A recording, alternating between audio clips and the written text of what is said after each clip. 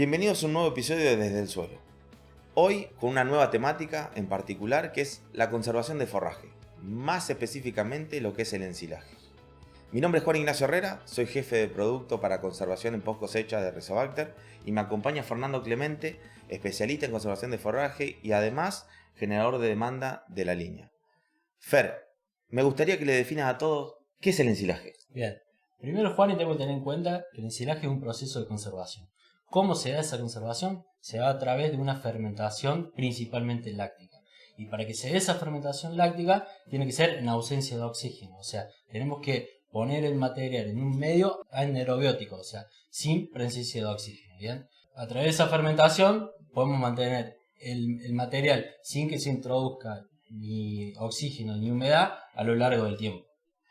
Ahora, Fer, ¿cuándo obtengo la mejor calidad en un ensilaje? Bien, eso va a depender mucho del cultivo que nosotros queremos ensilar también. Bien, y también del objetivo nutricional que tengamos y según la categoría que nosotros vamos a alimentar con ese cultivo. Bien, por ejemplo, un maíz, lo que nosotros buscamos es fibra y principalmente energía. Entonces, cuando nosotros tenemos que entrar a cosechar ese maíz para el silaje, cuando tiene alrededor entre un 35 y un 40% de materia seca. En una alfalfa, lo que tenemos que buscar, que es alfalfa, si nosotros estamos buscando alta calidad, tenemos que buscar cuando esa alfalfa esté en pre-botón floral, por ejemplo. Depende del cultivo y el objetivo nutricional que nosotros tenemos, vamos a cosechar ese cultivo. Ahora, Fer, vos nombrabas el cultivo de maíz, nombrabas el cultivo de alfalfa. ¿Qué cultivos se pueden ensilar? Todo, Juan, todo podemos ensilar. Bien, en Argentina, de las 2.400.000 hectáreas que se pican, según la Cámara de Contratistas Forrajeros, el 70% es maíz y sorgo. Y el 30% restante son cultivos como alfalfa principalmente, pero también verdeos de invierno, gatumpani, se está haciendo mucha vicia, por ejemplo. Entonces podemos ensilar cualquier cultivo.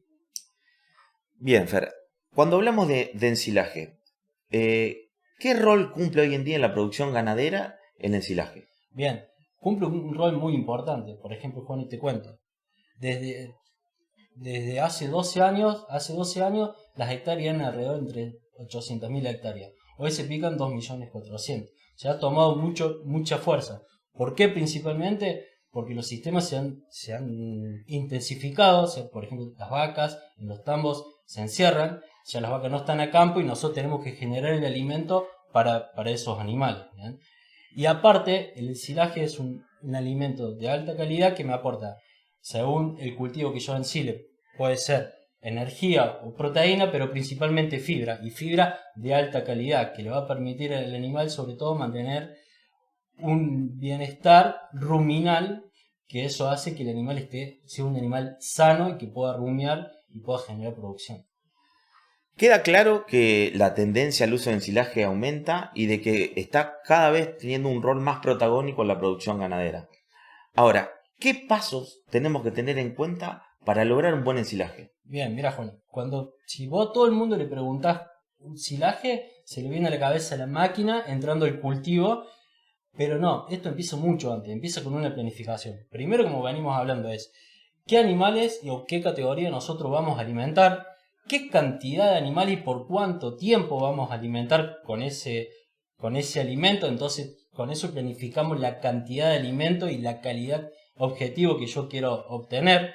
¿Cómo vamos a almacenar? O sea, ¿cuál va a ser la estructura de almacenamiento? Si va a ser un silo bolsa o un silo aéreo. Bien, obviamente contratar al contratista, ya empezarlo a hablar, porque yo siempre digo que el contratista es nuestro socio. Bien, una vez que nosotros tenemos todo eso planificado, las hectáreas, dónde vamos a sembrar, hacer un excelente cultivo. El ganadero tiene que ser un excelente agricultor. Aplicar toda la tecnología del cultivo, porque esa va a ser nuestra calidad potencial que voy a tener. Una vez que nosotros tenemos el cultivo establecido, hacer monitoreo y ir definiendo cuál es el momento óptimo que yo voy a cosechar ese material. Que eso también me va a definir la calidad potencial que voy a tener. Una vez que nosotros ya definimos ese momento óptimo, viene el momento de la confección. Bien, ahí tenemos que tener en cuenta el tamaño de picado, si es un maíz, el craqueado de grano, que esto es muy importante por cómo lo va a aprovechar el animal, ¿bien? Si es un silo aéreo, controlar que se pise bien para darle una buena densidad y sacarle todo el oxígeno posible. Si es un silo bolsa, controlar esa presión, ¿bien? Para justamente sacarle todo el aire posible. Una vez que nosotros terminamos con la confección, sigue la etapa que nosotros no nos tenemos que olvidar de ese silaje, porque como hablamos, es un método que se da a través de una fermentación sin presencia de oxígeno. Entonces nosotros tenemos que controlar que ese medio, que por ejemplo una bolsa no se rompa, ¿bien? Porque ahí es donde entra oxígeno y empiezan los procesos de deterioro. Entonces tenemos que cerrar. Si vemos que hay una bolsa rota, vamos, la cerramos. Lo mismo pasa con un silo aéreo. Si vemos que está rota la lona que nosotros tapamos, tratar de cerrarla, ¿bien? Entonces no olvidarnos y hacer controles periódicos de ese silaje.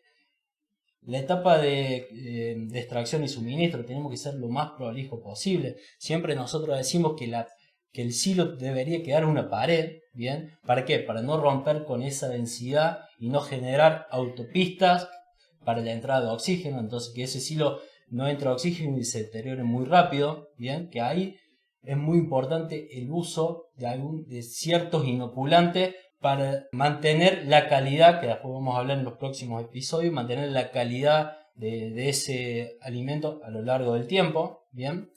Y ser lo más prolijo posible para no tener pérdida tanto ni en calidad ni en cantidad.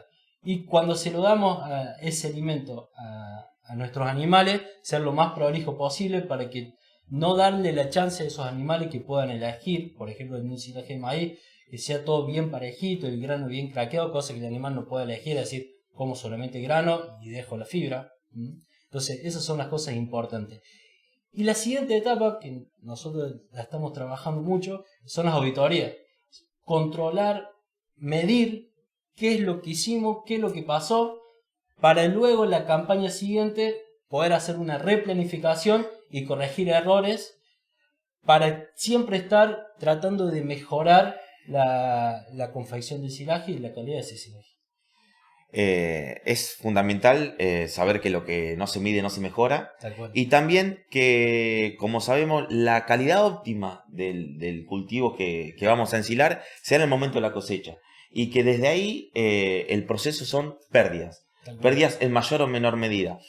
Ahora, ¿cómo me influye en la producción tener un ensilaje de buena o mala calidad? Mira, Juani, yo directamente te voy a dar un ejemplo. Dos ejemplos claros, tanto en producción de carne y en producción de leche, que nosotros mostramos en las charlas.